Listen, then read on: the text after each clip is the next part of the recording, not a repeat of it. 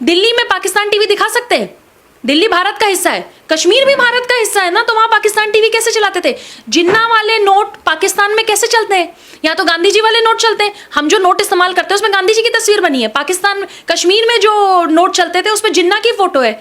इसका मतलब कहीं ना कहीं ये जो डबल इंजन की सरकार थी, और ये जो दो परिवार थे ना, मुफ्ती और अब्दुल्ला वाले, इन्होंने उस पर रोटियां सेकी। इन्होंने कश्मीरी हिंदुओं को मार के भगाया। जो ये सब कुछ चला उसमें चुपचाप मौन व्रत पे थे। ये विदेशों में जाके अय्याशी करते थे, और यहाँ जो सरकार थी, जो यहाँ संसद था, उस पर मौन व्रत था। आप कल्पना नहीं कर सकते किसी के बच्चे के सामने उसकी मां को नंगा करके जब उसका बलात्कार होता है, और इस बारे में हम चर्चा भी ना करें। इसमें कोई फिल्म बनी तो फिल्म में रिलीज मत होने दो, लोगों को सच मत जाने दो। जिनकी हिम्मत है वो 19 जनवरी को जंतर मंतर पे जाया करें, जहां पे सारे कश्मीरी हिंदू इकट्ठा। जिस तरीके से अफगानिस्तान से बहुत सारे परिवार भारत भाग के आए, आज उनको शरण मिला, आज वो नौकरी कर रहे हैं, जगह जगह रह रहे हैं। कश्मीरी हिंदुओं को तो टेंट के अलावा कुछ मिला ही नहीं। मतलब जो कश्मीरी हिंदुओं के पास अपना घर, अपना मकान, सब कुछ था, उनको रातों रात कहा गया कि तुम छोड़ के भागो। और कश्मीरी हिंदू भाग जाएं, लेकिन अपनी बेटियों और अपनी पत्नियों को छोड़ के जाएं। क्यों? तुम्हारे बलात्कार के लिए। और 32 साल से सच छुपा हुआ है, हम इसको बताएं ना, इस पे पिक्चर ना बने। और जब पहली बार पिक्चर बनी है तो उसके बाहर लोग पुलिस वालों को खड़ा कर दे रहे हैं ताकि बवाल ना हो। चलो, सेफ्टी सिक्योरिटी के लिए कर रहे हैं। आपको पता होगा कई सारे सिनेमा हॉल के बाहर हाउसफुल का बोर्ड है, अंदर जाके पता चलता है कि पूरा हॉल खाली है। बॉलीवुड माफियाज किस तरीके से काम कर रहे हैं। इसी तरह कंगना रनौत की थलाईवी आई। मैं खुद अपने एनजीओ के बच्चों को थलाईवी दिखाना चाहती थी, पर थलाईवी की टिकट दिल्ली में बहुत रेयर सिनेमाज में लगी थी। मैं खुद अपनी ऑफिस से अपने लोगों को सबको स्पॉन्सर करूंगी कि कश्मीर फाइल जरूर देखने जाएं। और जो लोग बहुत भाईचारे की बात करते हैं उनसे पूछा जाए कि कश्मीर में क्या कश्मीरी हिंदू जब वापस जाके रहेंगे तो उनको सेफ्टी सिक्योरिटी से वहां के भाईजान लोग रहने देंगे? ये बहुत बड़ा सवाल है। लेकिन मैम, ये जो बात आप कर रही हैं, प्रोपेगेंडा कह रहे हैं कि जो पूरी की पूरी मूवी आई, ये हिंदू कट्टरता को बढ़ाने की कोशिश की जा रही है, अल्पसंख्यकों को दबाने की कोशिश की जा रही है। जो बुद्धिजीवी है, एक सेकंड, कैसी बात कर रहे हैं आप? मुझे जरा बताइए।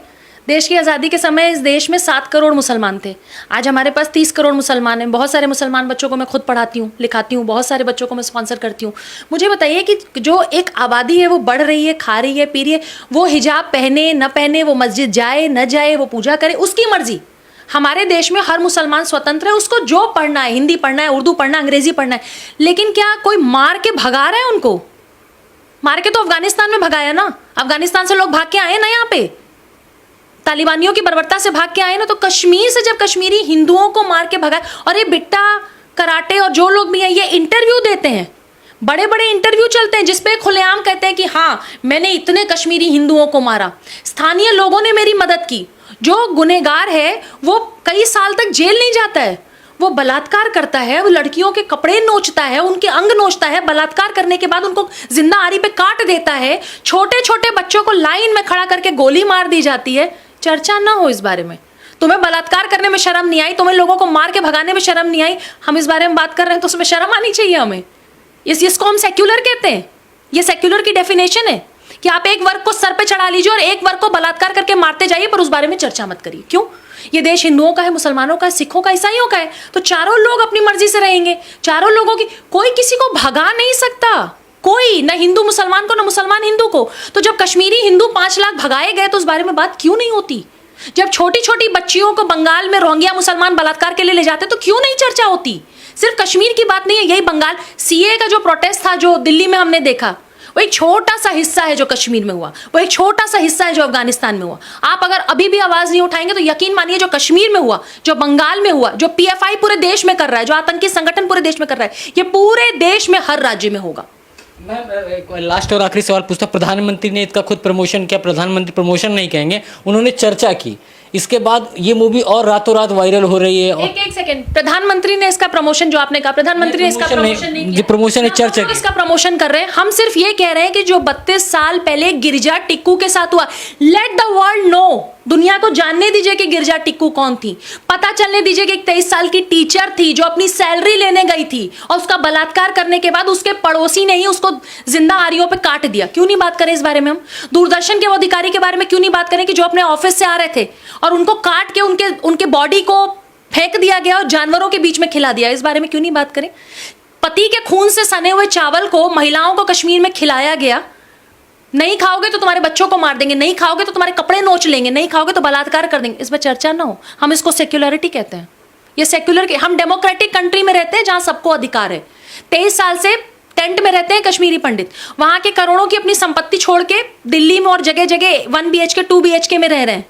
जो ये प्रोपेगेंडा कह रहा है ना, उसको जरा कहिए कि कश्मीरी पंडितों से अगर आंख मिलाने की आपकी हिम्मत है, जरा जवाब दीजिए कि 32 साल तक यहाँ की क्या संसद नहीं थी क्या? सब पार्लियामेंट नहीं होता था क्या? नेता मर गए थे क्या? एक्टिविस्ट मर गए थे क्या? सारे एक्टिविस्ट जिंदा थे, नेता जिंदा थे, पत्रकार जिंदा थे, लोग जिंदा थे। चर्चा क्यों नहीं हुई इस बारे में? क्यों हाथरस के बारे में चर्चा होती है? क्यों कश्मीरी पंडित के बारे में चर्चा नहीं होती? क्यों गिरजा टिक्कू के बारे में चर्चा नहीं होती? क्यों टपलू साहब के बारे में चर्चा नहीं होती? इन लोगों के क्यों कौल साहब के बारे में चर्चा नहीं होती, जिनको बर्बरता से काट दिया, मार दिया? क्यों नहीं बात करते हम इस बारे में? हम डरते हैं। और अगर जो मुंह खोलेगा आप ये कहेंगे कि नहीं नहीं देखो ये कट्टरता की बात करते हैं। अरे अफगानिस्तान से आए हुए मुसलमानों को भारत ने दिल से लगाया। छोटे छोटे बच्चों को हम पढ़ा रहे हैं जो अफगानिस्तान से आ रहे हैं कि छोटे बच्चों, मासूम बच्चे, इनकी क्या गलती है? जो किया तालिबान ने किया। तो हम कश्मीर से भगाए हुए हिंदुओं को गले लगा लेंगे तो हम सेक्युलर नहीं है? हम दोहरा मापदंड कर रहे हैं। लास्ट क्वेश्चन पूछता हूँ, 32 साल की बात हो रही है कि 32 साल से न्याय नहीं मिला। बॉलीवुड ने 32 साल में ऐसी फिल्में क्यों नहीं बनाई आपकी नज़र में? बॉलीवुड की हिम्मत, हैसियत, औकात तीनों नहीं है। अगर होती तो सुशांत सिंह राजपूत के केस में जिस तरीके से चुप हैं, आज तक ये चुप हैं। आपने देखा कि कश्मीर फाइल्स की तारीफ वर्ल्ड में लोग कर रहे हैं। मैं वीडियोस देख रही हूँ, लंदन, अमेरिका, ऑस्ट्रेलिया, जो जो जहाँ रह रहा है वो वहाँ के मतलब भारत माता की जय के नारे लग रहे हैं। मैं जब सिनेमा हॉल में गई दिल्ली में तो फिल्म के बीचों बीच भारत माता के जय के नारे लग रहे हैं। आप जिस देश में रहते हैं, जिस धरती पर रहते हैं, जो धरती हमारा बोझ सहती है वो हमारी माँ है। हम भारत माता की जय कहेंगे तो हम भाजपाई हो जाएंगे, संघी हो जाएंगे। मतलब जितने लोग देश की आज़ादी में लड़े थे 1947 से पहले, सारे संघी थे। जो जो देश के लिए, भारत माता के लिए अपनी जान दे गए, सब संघी थे। जो रानी लक्ष्मीबाई संघी थी क्या? वो भी भारत माता की जय करती। उन्होंने तो भारत माँ के लिए मतलब जान दे दी अपनी। भगत सिंह ने अपनी जान दे दी, फांसी पे लोगों को चढ़ा दिया गया। तो भारत में जो भी थे 1947 से पहले वो सबके सब क्या मतलब सब संघी थे, भाजपाई थे? कैसी बात आप लोग कर रहे हैं? मतलब 32 साल से अगर किसी सच को छुपाया गया, बॉलीवुड की हैसियत नहीं थी। Hats off. ये पिक्चर देखने के बाद एक चीज जरूर समझ में आई कि पूरे फिल्म में अनुपम खेर ने एक तख्ती हाथ में रखी थी जिसमें लिखा था कि अनुच्छेद 370 हटाओ, 35A हटाओ। Thank you to prime minister कि उन्होंने आते ही 7 साल के कार्यकाल में जो आतंकवाद का जड़ था, क्योंकि कोई भी भारतीय, मैं दिल्ली में रहती हूँ, मैं बनारस से हूँ, मैं कश्मीर में जमीन नहीं खरीद सकती। अरे भैया मेरा देश, मेरा राज्य, इतना खूबसूरत स्वर्ग कश्मीर, मैं वहां जमीन, मेरे पास पैसा होगा, मेरी हैसियत होगी तो मैं खरीदूंगी। मैं नहीं खरीद सकती थी क्योंकि अनुच्छेद 370 था। आपसे कश्मीर को पहले ही काट के रखा गया है।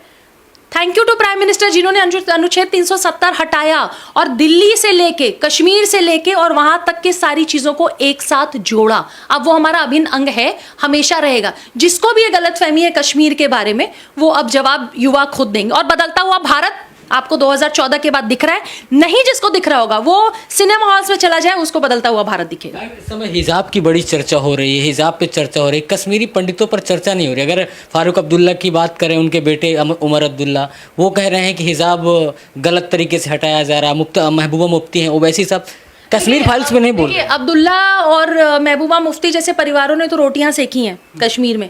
केंद्र से जितना पैसा कश्मीर के लोगों के लिए, जो कश्मीर में हिंदू, मुसलमान, सिख, ईसाई जो भी रहते थे, जैन धर्म, उन सब लोगों के लिए, शिक्षा के लिए, नौकरी के लिए जितना पैसा आया, इन 2 परिवारों ने खाया उस पैसे को। अनुच्छेद 370 के बाद इनकी दुकान हो गई बंद। अब्दुल्ला साहब ने कल एक ट्वीट किया जिसमें उन्होंने कहा है कि हिजाब जो है हटाना वो महिलाओं का राइट है। आप कौन से स्कूल में गए हैं जहाँ पे स्कूल यूनिफॉर्म नहीं चलती? मैं तो जिस स्कूल में पढ़ी हूँ बचपन से लेके आज तक, वहाँ यूनिफॉर्म होती थी। स्कूल यूनिफॉर्म, स्कूल्स में यूनिफॉर्म क्यों रखे जाते हैं? क्योंकि स्कूल में जितने बच्चे पढ़ते हैं वो सब वही यूनिफॉर्म पहन के आए, तो कोई गरीब अमीर न लगे, कोई धर्म जाति का भेद न लगे। एक ही सफ़ेद शर्ट और जो भी नीचे यूनिफॉर्म होती है वो सब बच्चे पहन के आते हैं। स्कूल यूनिफॉर्म से चलेगा।